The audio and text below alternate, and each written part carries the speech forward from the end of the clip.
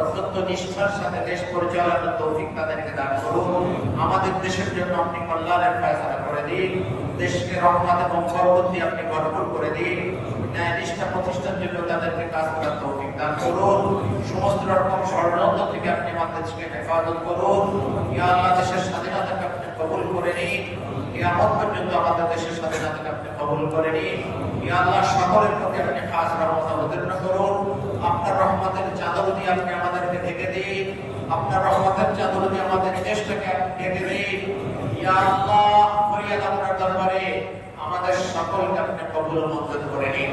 ইয়া আল্লাহ, আজকে যে আয়োজন করেছে বাংলাদেশ মাওলা জাতীয়তাবাদী ছাত্র দল মাওলা, এই ছাত্র দলের কমিটি মাওলা তারা এখানে রয়েছে, মাওলা সকলকে আপনি কবুল ও মঞ্জুর করে নিন। ইয়া আল্লাহ, এখানে আমাদের বিশ্ববিদ্যালয়ের vice chancellor sir, pro vice chancellor sir সহ আমাদের ট্রেজারার স্যার সহ যারা উপস্থিত রয়েছে, মাওলা বিশ্ববিদ্যালয়ের শিক্ষক উপস্থিত রয়েছে, মাওলা সকলকে আপনি কবুল ও মঞ্জুর করে নিন।